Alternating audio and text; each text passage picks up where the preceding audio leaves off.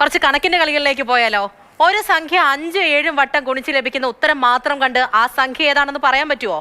ഏതെങ്കിലും ഒരു വർഷത്തിലെ തീയതി പറഞ്ഞാൽ അത് ഏത് ദിവസമാണെന്ന് പറയാൻ സാധിക്കുമോ? 2 ചോദ്യം കേട്ടപ്പോഴേ തല കറങ്ങിയിട്ടുണ്ട് എങ്കിൽ നമ്മൾ ഈ പറയാൻ പോകുന്ന ആൾക്കാർക്ക് ഒരു തലകറക്കും കൺഫ്യൂഷനും ഒന്നും ഉണ്ടാകത്തില്ല. കണക്കിൽ പുലികളായവരെ കുറിച്ചാണ് പറയാൻ പോകുന്നത്. കണക്കിന്റെ പ്രയാസമേറിയ ഏത് ചോദ്യത്തിനും സെക്കൻഡുകൾ കൊണ്ട് ഉത്തരം നൽകുന്ന 3 കൊച്ചു മിടുക്കരെ കുറിച്ച് നമുക്കിനി അറിയാം. കണക്കിൽ മാജിക് തീർക്കുന്ന ഇവർക്ക് ലോക റെക്കോർഡ് വരെ സ്വന്തമായിട്ടുണ്ട്. നമ്മളിന്ന് കുറച്ച് പുലിക്കുട്ടികളെയാണ് പരിചയപ്പെടാൻ പോകുന്നത്. പുലിക്കുട്ടികൾ എന്ന് പറഞ്ഞാൽ കണക്കിലെ പുലിക്കുട്ടികൾ.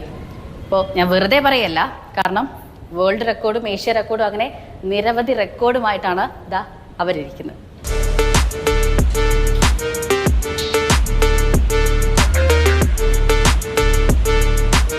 ഈ ലോക റെക്കോർഡുകളൊക്കെ സ്വന്തമാക്കണമെങ്കിൽ എന്താണ് അവർക്കുള്ള കഴിവ് എന്നല്ലേ?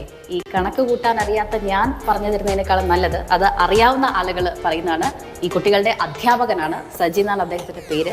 നമ്മുടെ കുട്ടികൾ മെൻ്റൽ മാത്സിൽ വളരെയധികം എക്സ്പെർട്ടൈസ് കാണിക്കും. അവർക്കിപ്പോൾ ഒരു സംഖ്യയെ 7 പ്രാവശ്യം കുടിച്ചതിന് ശേഷം ആ ഉത്തരം ഓടി എഴുതി കഴിഞ്ഞാൽ 2 or 3 സെക്കൻഡിനുള്ളിൽ നമ്മുടെ കുട്ടികൾക്ക് അതിൻ്റെ ഉത്തരം പറയാനായിട്ട് സാധിക്കും.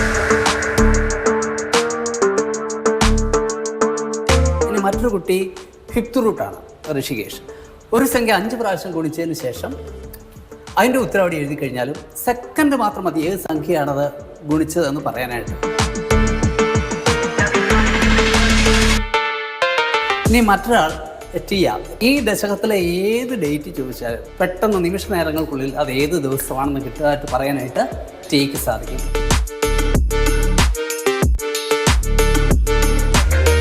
അപ്പൊ നമുക്കെന്നാ ഒരു ഡെമോ കണ്ടാലോ? തീർച്ചയായിട്ടും. ഓക്കെ.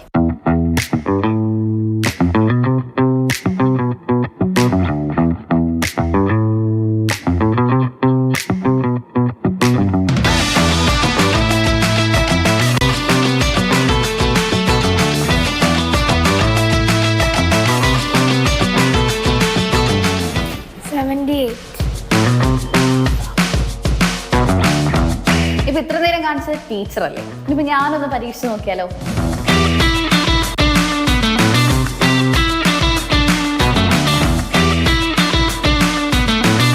ഇത് 95.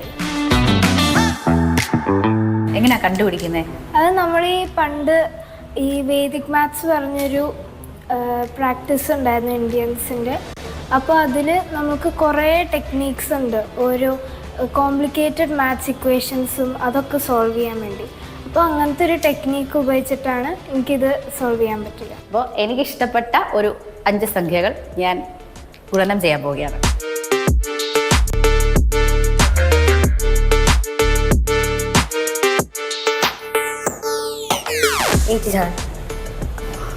കറക്റ്റാ. ഒന്നും കൂടെ ഒന്ന് പരീക്ഷിക്കാം.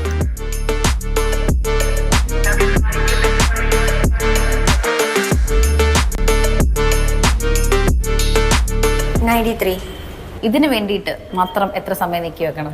ഒരു ദിവസം മിനിമം ഒരു 3 മണിക്കൂർ എങ്ങാനും ഇത് പ്രാക്ടീസ് ചെയ്താൽ പറ്റും.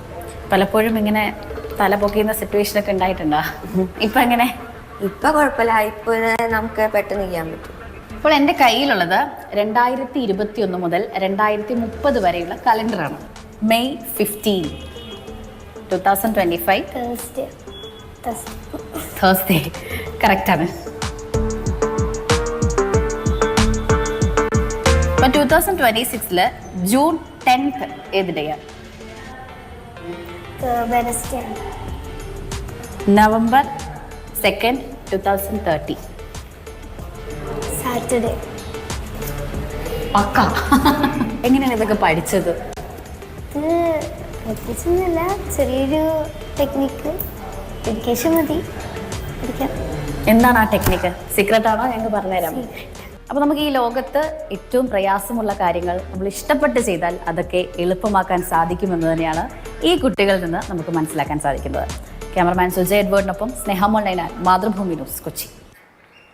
സ്നേഹമോൾ നയനാൻ തന്നെ നമ്മുടെ കൂടെ ഉണ്ട്. സ്നേഹ, ഇഷ്ടത്തോടെ പഠിച്ചാൽ ഇഷ്ടപ്പെടുന്ന ഒരു വിഷയമാണ് കണക്ക് എന്ന് പണ്ട് ഒരുപാട് പേര് എൻ്റെ അടുത്ത് പറഞ്ഞിട്ടുണ്ട്. അതിനുള്ള കാരണം കണക്ക് എൻ്റെ കയ്യിൽ നിന്ന് പോകുന്ന വിഷയമായതുകൊണ്ട് തന്നെയാണ്. ഇപ്പോഴും അതിന് വലിയ മാറ്റമൊന്നും വന്നിട്ടില്ല. എന്നാലും ഇതേപോലെ കണക്ക് കയ്യിലിട്ട് അമ്മാനമാടുന്നവരെ കണ്ടാൽ ഒരുപാട് ആകാംക്ഷയോടും കൗതുകത്തോടും ബഹുമാനത്തോടും കൂടി നോക്കിയിരുന്നു പോകും. ഈ കുഞ്ഞുങ്ങളെ സംബന്ധിച്ച് ജീനിയസ് ആണ്, ഒരു മാറ്റമില്ല. എന്നാലും ഇങ്ങനെ ഈ ട്രിക്കുകളൊക്കെ കണ്ടുപിടിച്ച് ഇത്ര പെട്ടെന്ന് ഇവർ കൈകാര്യം ചെയ്തത് എങ്ങനെയാണ്? ആ കുഞ്ഞുങ്ങൾ തന്നെ പറഞ്ഞത് കാണുമല്ലോ.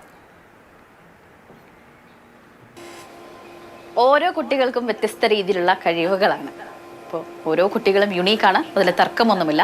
അത്തരത്തിലുള്ള നമ്മൾക്ക് ഈ പഠിക്കുന്ന ഒരു കാലഘട്ടത്തിൽ നമുക്ക് ചില സബ്ജക്റ്റിനോട് ഇഷ്ടമുണ്ടാകും, ചില സബ്ജക്റ്റ് നമുക്ക് അത്ര താല്പര്യമില്ല.